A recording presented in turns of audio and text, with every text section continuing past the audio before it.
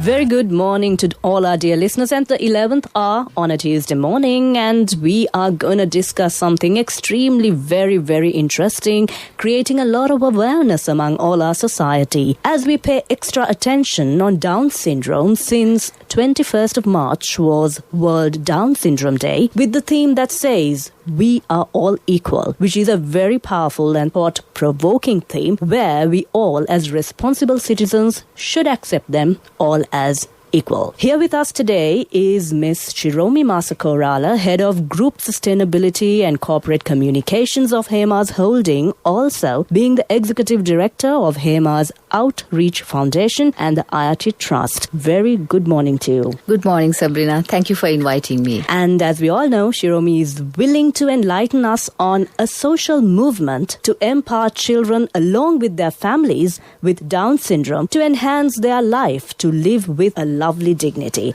So moving on to our very first question, Shiromi. So on that note, how's the Down syndrome's current situation well manipulated in Sri Lanka? Let me say this. It's quite a neglected area in the country. There are many issues. Firstly, there are no official statistics with regard to Down syndrome. Like in US, they will say every 700 births, there'll be one with Down syndrome, but here we don't know. The biggest issue we face in the country is stigma related to Down syndrome. This is purely because there's lack of awareness, and due to that, there's myth. So then what happens is these people, the families, they're all isolated or they're harassed, they're laughed at. So I can give you a few examples. Like, it's very sad.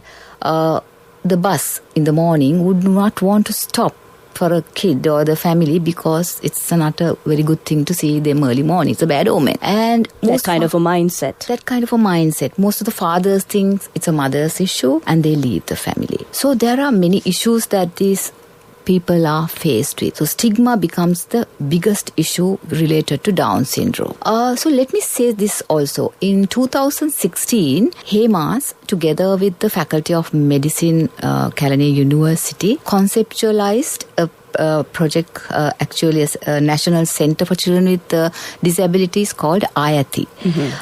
Reason being, actually, if I talk of HEMAS, we are very much focused on early childhood development in Sri Lanka since 2002. We have agreement with the government and we have already 58 preschools across the country, and we had a special school in Hambantota for these kids. Whereas the Faculty of Medicine Ragam was concerned, they have a disability study unit.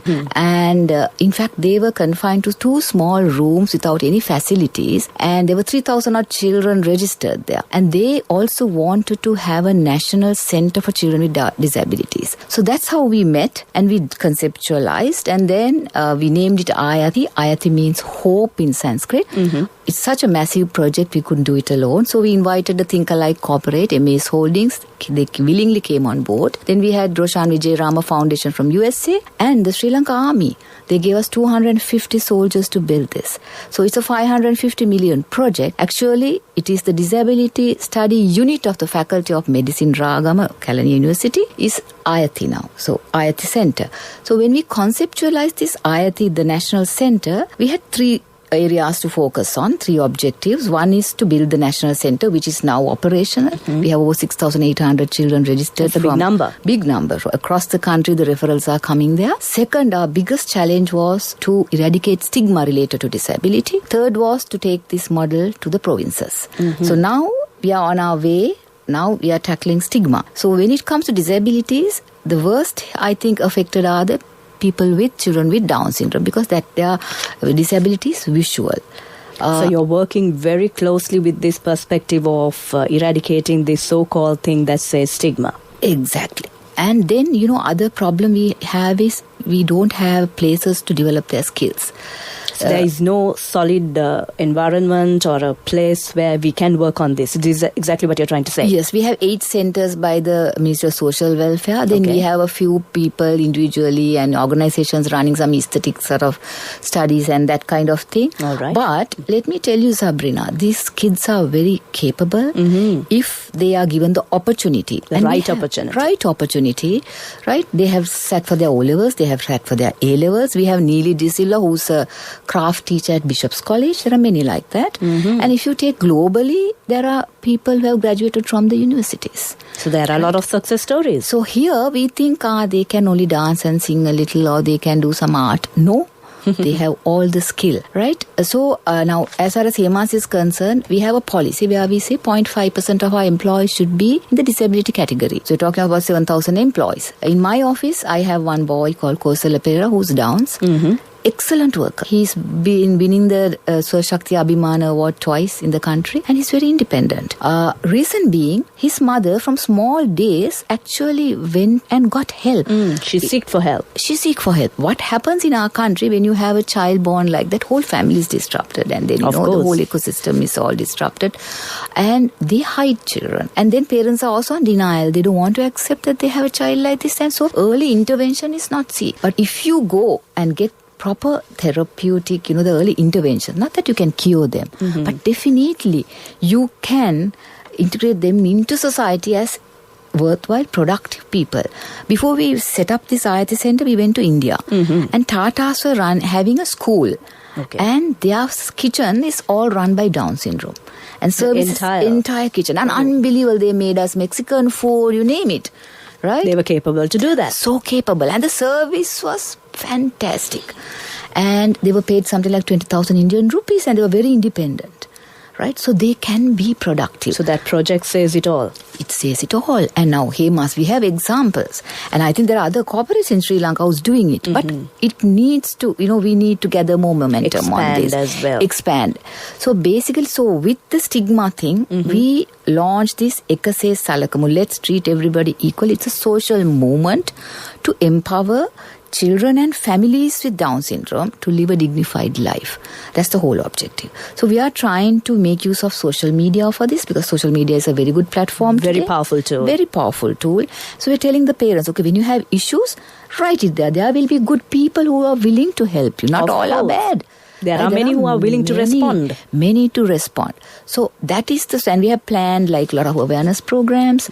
We are looking at getting the statistics done through the Faculty of Medicine. So how is the society responding with regard to the awareness campaigns? Are they willingly doing it, or is there any hesitance that you tend to notice? Well, I'm really happy to tell you, Sabrina, it's amazing response from the public and some of the influencers from various fields. Name it from the cricketers to celebrities to politicians, everybody. Even unheard personalities, I would say. Exactly. Excellent response from them, and that's really encouraging for us. So we have planned many things for the year. We have made our annual calendar. We are working with the Faculty of Medicine, because that's the Disability Study Unit, and we'll be launching all of those this year, hopefully. Actually, Sabrina, last year we were to do this, but this COVID thing, spoiled everything for us. And we had planned, Mrs. World was supposed to be, held in Sri Lanka last November. Unfortunately, it didn't happen with the COVID, and they were giving us the space to, showcase our kids. Why not? They can also go on the ramp, Of course. They're very capable. So hopefully this year, let's see, we have a lot of plans for them. Of course, it's always a better tomorrow is a statement that we tend to hear. So positivity is something which we have to inculcate. So with Shiromi, challenges are anyway expected. Hence, how does the future perspective be for a brighter tomorrow once these challenges are very well handled, in your point of view? So let's talk of the challenges, Sabrina. Challenges are getting these children into a school. We talk of equal rights and we say they are inclusive education. It's all there in policy. But when you really try to get a child to a school, what the parents go through, right? Now, HEMAS, as I said, we focus on early childhood development. We have 58 preschools. I have had experiences where one of the children, with Downs, they want to enlist in the school, and the other parents would say, well, we will remove this child from our children from the school and take them to another because our child will start imitating. Right? So that is there. And the school, the education system, so it is very difficult actually for any mother or a parent to get a child enlisted to a school, though we say it is there in policy. So this is something that we need to, have a conversation. We need to build a conversation. This is what this movement is all about. Talk about it and tell the authorities the issues. I'm sure there are people to help. Then next thing is, of course, respite care for the parents. We talk of the child, right? The child sometimes doesn't understand because in his situation doesn't understand the gravity. That's the whole story all about with Down syndrome. Exactly, because intellectually impaired. So what happens to the parents and the caregivers? What they go through, the depression, sleepless nights, crying, right? They are isolated from society. So what is the sort of social support we give these families? Right? A very important point. Very important area that we need to look at and concentrate. And actually, correctly speaking, somebody should be visiting these families, giving counseling, listening to their issues. There's all kinds of, drama therapy. There is art therapy. There's so many ways soft skills to get rid of their, the trauma that they are going through. So through this Ekase Salakumoy, treat everybody equal that project, we're trying to look at respite care, and we want to educate parents on how to handle their issues and the depression that they go through. Because it's a teamwork, end of the day. It's a teamwork. So everybody has to support. As a society, I think we have a huge responsibility not to isolate them, but to include them in everything what we do. Walk with them. That's what they need. The biggest challenge I see, Sabrina, is, right, if you are a parent and having a child like this. Now, I attend many, events, and there was an event in Hambantota in this school, and this mother says at the voter thanks, every mother wants their child to live for 100 years, but madam, we want our child to die at least 1 hour before we die.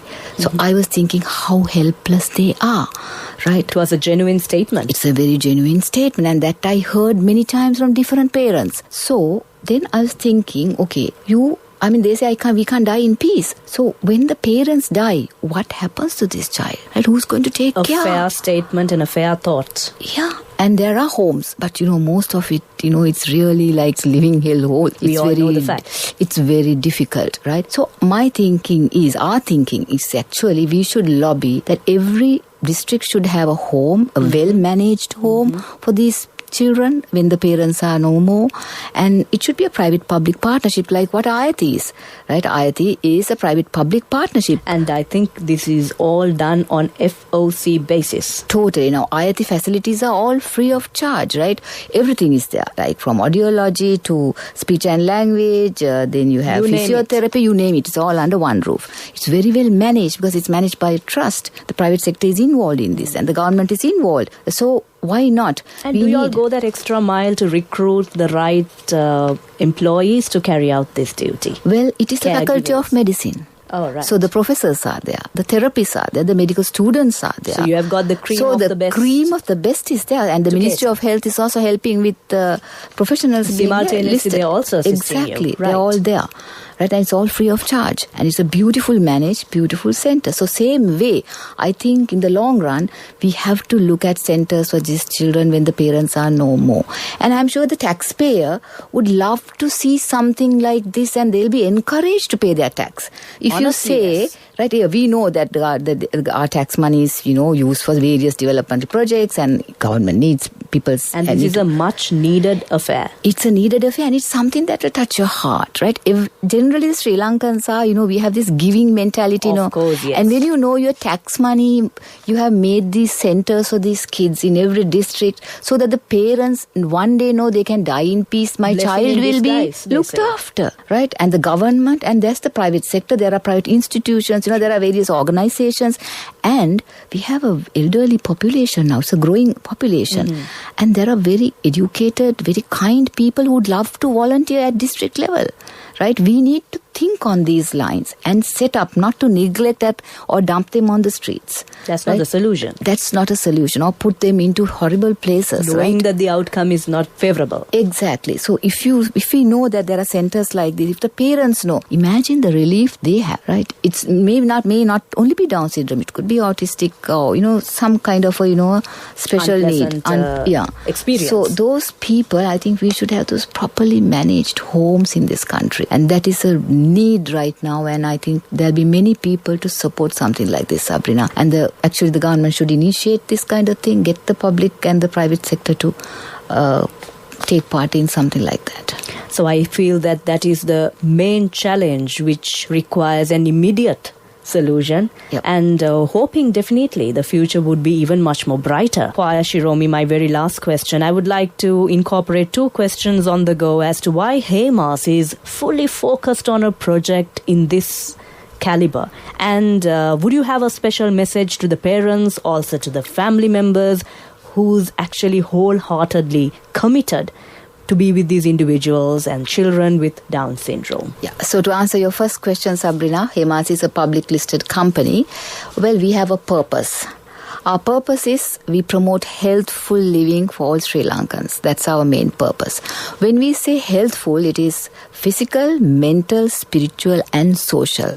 So we actually focus on our products and services are based on this healthful living. And also when it comes to our corporate social responsibility, we focus on early childhood development because that's a foundation that matters. It's very important, the early years of a child's life, right? And that's how we are and what we are based on our foundation.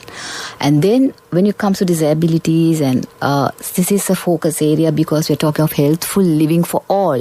True. So as I said, Down syndrome is something that we have neglected in this country, and there are many families suffering with this. So we need to give them that healthful living.